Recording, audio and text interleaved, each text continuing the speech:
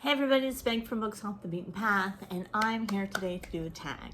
I was tagged by Pat from Book Chat with Pat. Yay! Thank you, Pat. I love getting tagged. I don't always do all the tags because I tend to forget about them, but I do love doing tags when I remember them and they're fun, and tags are always fun. So this one is called the In and Out tag. Now, if your mind goes straight to the gutter, you can just click off right now because that's not what it's about. What it is, it's a series of questions about books, and if it's in, you like it, and if it's out, you don't like it. So I am going to do the In and Out tag, and let's get started. Reading the last page first. That is always an out. That will always be an out. If I have friends out there that do that, I'm afraid I'm going to have to block you because that's just horrifying. That's not reading a book. That's cheating. No cheaters. Okay, enemies to lovers. I love that. I love enemies to lovers. I've always loved that. And I think that that's a big part of romance, when they don't really like each other and they get together and they love each other and everything like that. And usually there's some hot stuff in between there, but I love that. Enemies to lovers. Love that. Dream sequences. I have no problem with dream sequences. With the dream sequences. I gave this quiz to my mother and she does not like dream sequences. I dream a lot and I dream vividly and I dream often. And so how could I not like dream sequences when I'm doing them myself? I love dream sequences. Love triangles. I love a good love triangle. Take Wuthering Heights, for instance. You had Kathy, you had Heathcliff, and you had Edwin? Edgar? I can't remember his name, but the other guy. And it was a true love triangle, and I really enjoyed it. And I would even argue that Gone with the Wind was a love triangle with Rhett, Ashley, and Scarlett. Even though Ashley, as my mother pointed out aptly, he never really loved Scarlett, but I think he did. I really think he did. I think that he harbored a deep passion for her. So love, love, love triangles. In with love triangles. Cracked spines. You know, sometimes they are indicators of those who have gone before us. So you can get a pristine book, like I have my pristine copies of Jane Eyre and everything like that, and then you can find a copy that's been so read so often and the spine is cracked, and it is like an archaeological find for me. You know that someone has picked it up and read it and adored it, and I kind of like cracked spines because it romanticizes the book in my head. Okay, back to my small town. Couldn't care less. I could not care less if you go back to your small town. So that's neither an in nor an out. If the story's good, great, go back. If the story's not good, stay where you are in New York City in your little apartment. Cozy mysteries do that a lot.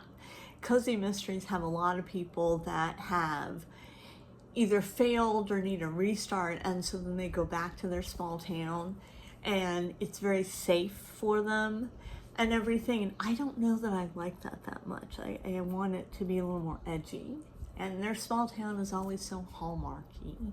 It's another thing. It's another video. Okay, monsters are regular people. Yes, I love that because I think monsters are regular people. I am reading at the moment the Vampire Lestat, and I'm at the point where he's just been changed and he's learning how to be a vampire and the powers that he has and everything like that. And he wants to go back to the theater where he met all of his good friends and everything like that, but he realizes that he can't because he wants to eat them all. And so that's a very interesting section of the book. But, you know, he has this moral conflict in himself where he wants to be a regular person, but he knows he can't be a regular person anymore. And I find that very interesting. No paragraph breaks. I don't know who writes like that. Is it Virginia Woolf or is it James Joyce? I love Virginia Woolf, and if she doesn't have paragraph breaks, then I'm all down with that. But I've never been able to get through a James Joyce book, so I don't know. I'm kind of iffy on that one. A Movable Feast. Did anybody read A Movable Feast? I read that years ago and loved it. But I think he had paragraph breaks in there. That was Hemingway. Let's see. Multi-generational sagas. Bore me to death. I have no interest in watching the grandchildren grow up and become tyrants or lovers or anything like that. My mom loves a good generational saga, and I just, not for me. Okay, rereading. I reread a couple of books. You guys know that. I reread The Red Lamp and I reread Jane Eyre and everything. And so I reread occasionally, but it has to be a special book for me to reread. I can't just pick up any book and reread it. No. Let's see. Artificial intelligence. I don't really know what that means. If I'm reading about artificial intelligence, which is kind of science fiction-y, and I don't like science fiction-y, or if artificial intelligence is writing a book, either of those I'm going to say no on, because I'm not a science fiction person, and I think that artificial intelligence writing a book is just a travesty, and we won't be able to catch it in a few years, and all of our creativity will be in robots that will just turn them into regular people. I'm afraid of that. Drop caps. Again, I don't know what that is. So I'm going to have to say, sure, I love it. Drop caps. I don't know what that is. Happy endings. Not all the time. I like a realistic ending. And if the realistic ending is not a happy ending, then I'm okay with that. Just to bring up Shakespeare. You know, why not just bring up Shakespeare? Hamlet and Macbeth did not have happy endings, but they had realistic endings, and I think that was true to form of how the story went and everything. So you don't have to have a happy ending for me to enjoy it. It doesn't have to be a happy ending. Plot points that only come out at the end. Now that's my problem with Agatha Christie. She'll hold on to those plot points until the big reveal, and then we'll find out that somebody was actually first place in archery or something like that, and I think that's a cop-out and a cheat. But I love Agatha Christie, so I don't know. What do you think I should do on that? Give me your vote on that one. I'm in between. I'm split. Okay. Detailed magic systems. Whoa, that's getting into some heavy-duty fantasy, and I have tried to write some heavy-duty fantasy with detailed magic systems, and it's hard, and I appreciate the people that write it.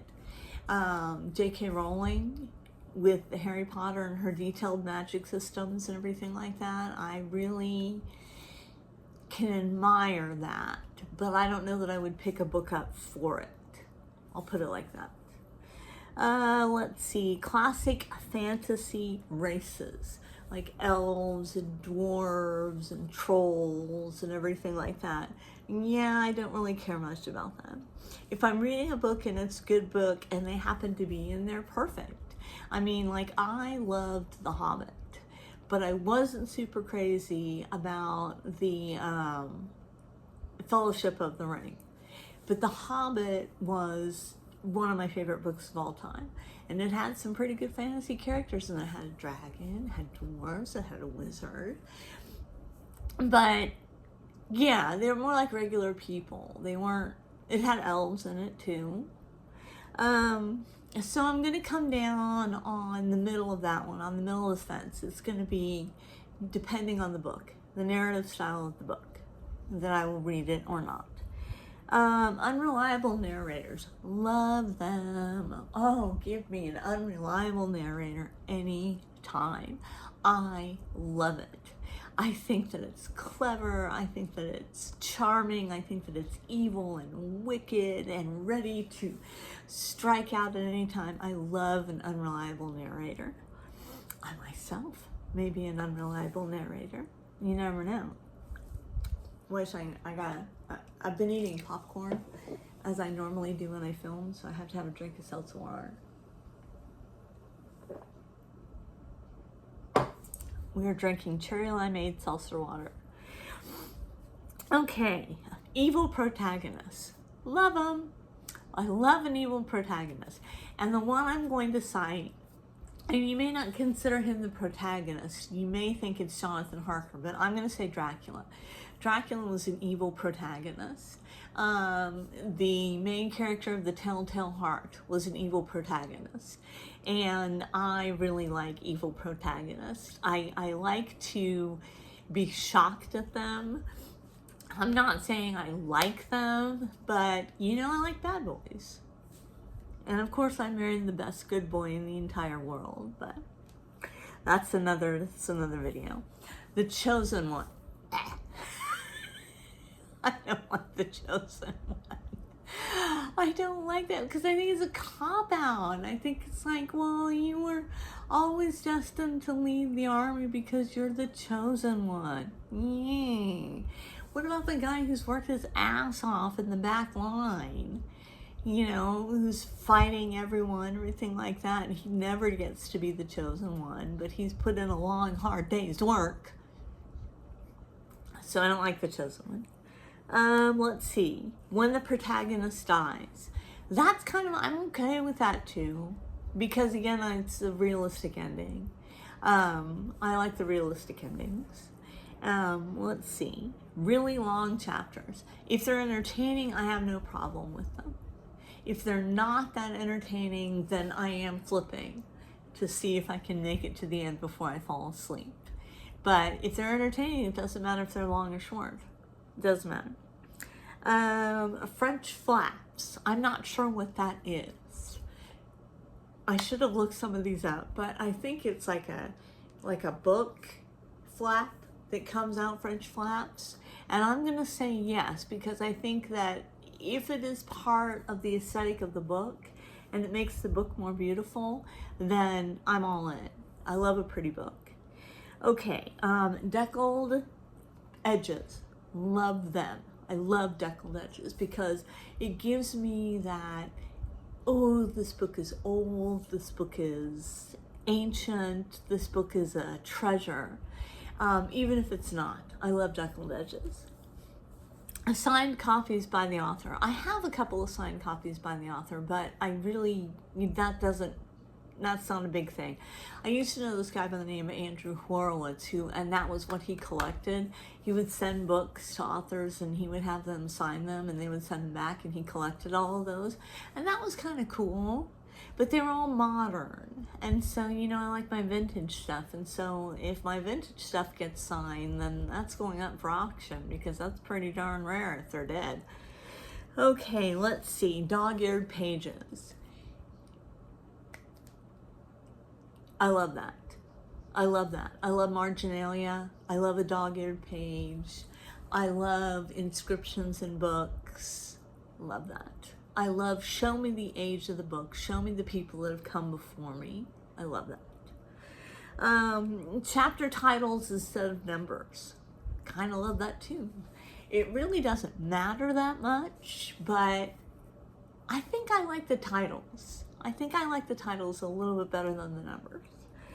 And the last thing is to tag others. So I'm going to tag Heather at Heather Reads, and I'm going to tag Philip, and I don't know who else I'm going to tag. I don't know. But we will get those tags out. I will list all of the questions in the description box, and I hope you enjoyed this tag that I did, and I will check you later.